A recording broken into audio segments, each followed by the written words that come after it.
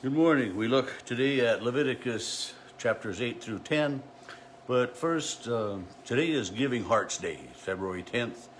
So if you have a favorite charity that you like to support, today would be a good day to remember that.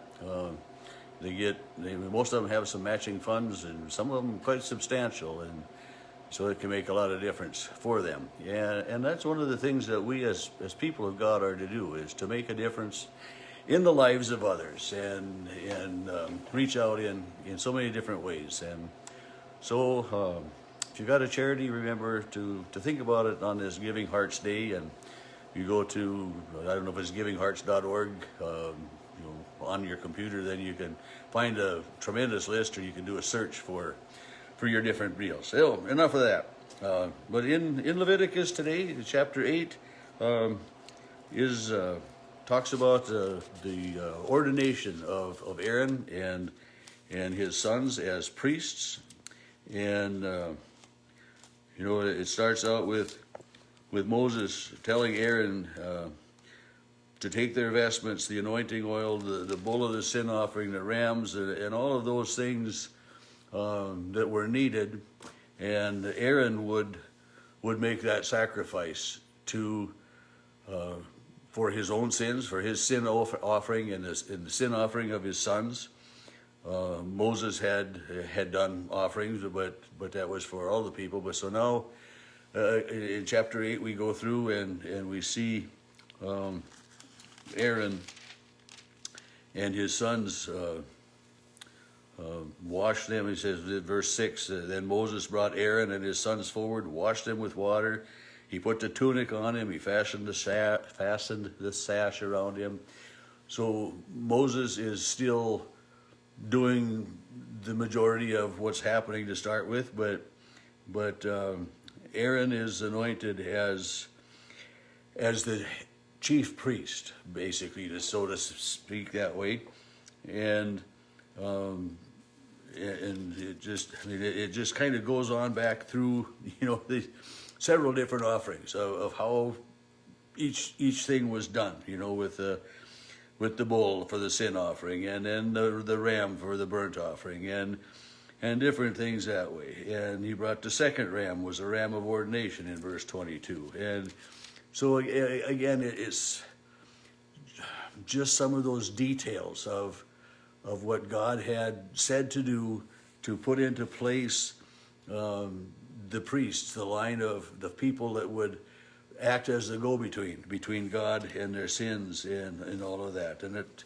they use the unleavened bread, and it's just the details of everything are there. And so they, like verse 31 of chapter 8, they boil the flesh at the entrance of the tent meeting, and they eat it there because that's what they were supposed to do. And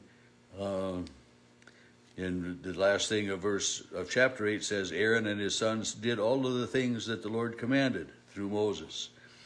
And then chapter 9 begins, on the 8th day Moses summoned Aaron and his sons and the elders of Israel. And then he told Aaron to take the ram and to take, to do these offerings. And so this is now the implementation, the inauguration. Aaron has been ordained, set aside that way, and now in chapter 9, everything is finalized that way. So Aaron is doing the sin offering. I guess I kind of misspoke a little bit at the beginning, because chapter 8 was mostly Moses doing the ordination and everything, and chapter 9, Aaron comes with his own sin offering, and so it is the beginning now. So this first ceremony that Moses was doing in chapter 8 was 7 days, and then chapter 9 begins on the 8th day. So this week-long festival of ordination for Aaron and his sons, and then Aaron comes in chapter 9 and does these basically the same offerings again as Moses had done in the past week. And like the end of chapter 9, Aaron lifted his hands toward the people, blessed them, and he came down after sacrificing. And then Moses and Aaron entered the tent of the meeting, and the glory of the Lord came around to all of the people. And this was one of the things that Moses had been told, was that when Aaron and his sons were consecrated, ordained, and their ministry began, was that the glory of the Lord appeared for all of the people to see.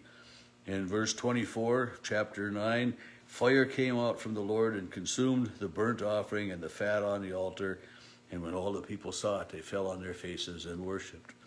So this was God coming and showing his glory, showing his might, showing his power, showing his approval and his acceptance of what has gone on so far. But then chapter 10, we find a switch in directions, because now Aaron's sons, Nadab and Abihu, each took his censer, put fire in it, and then the incense, and they burned unholy fire before God. So this was something not authorized. They were trying to do maybe something extra, something that hadn't been commanded to them, is what it says in verse 1.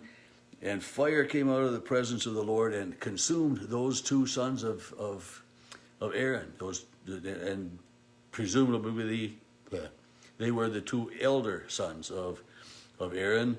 And since they had done something not commanded by God, it didn't meet God's approval, so they were destroyed. And again, that's one of those hard things for me to think about God, that he would do that. It just, can't even get that point to anything. But so Moses says to Aaron, "This is what I meant." Or Moses says to Aaron that this is what the Lord meant when he said, those who are near me I will show myself, and before all people I will be glorified. And even though Aaron had to be devastated by the death of his two sons that way, but yet he was not to say anything. And then that goes on in verse 6. Then Moses says to Aaron and his other sons who are there, the third oldest son was Eleazar, and it is then through Eleazar that the priestly tribes, he's the father of what becomes the priestly tribes, basically. But Aaron is told that since they are the priests and they are holy and in the holy place, that they are not to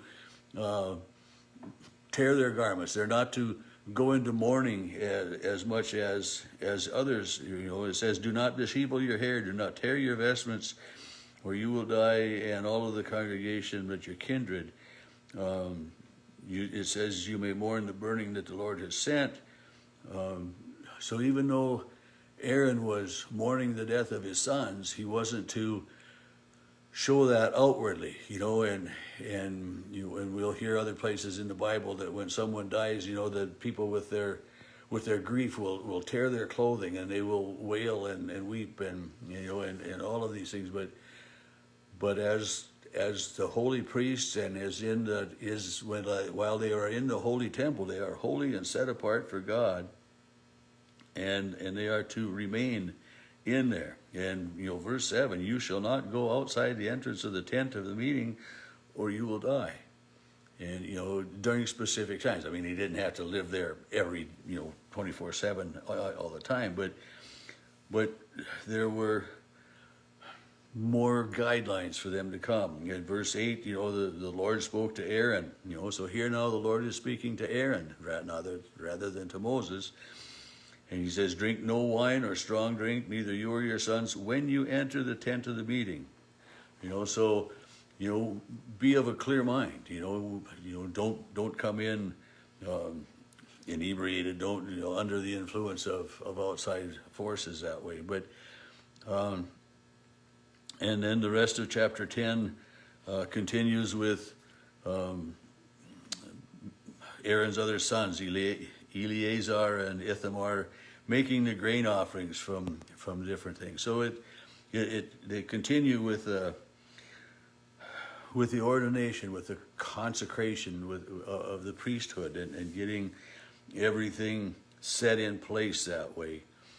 And the last thing in chapter 10, Moses, asked about the goat of sin offering, and because it had been burned, and he was angry that way. And he said, well, why didn't you eat it? This is what you're supposed to do. And Aaron points out that if they had offered the sin offering, when they weren't in the, they weren't ready for that. And if they had done that, it would have been, again, something that the Lord would not have been happy with. It would have upset the Lord. And, and Moses, or Aaron says, if I had eaten the sin offering today, would it have been agreeable to the Lord? This is Aaron's question to Moses. And Moses has to agree that, no, it was better that Aaron and his sons did not eat that. And so, there's so much that I don't understand about all of these things, and I know that you don't understand them all either, but we read them and we see how God is interacting and leading and teaching these Israelite children of his what it means to be people of God. And I think that's something that would benefit so many of the world today, to be people of God and to know exactly what that means.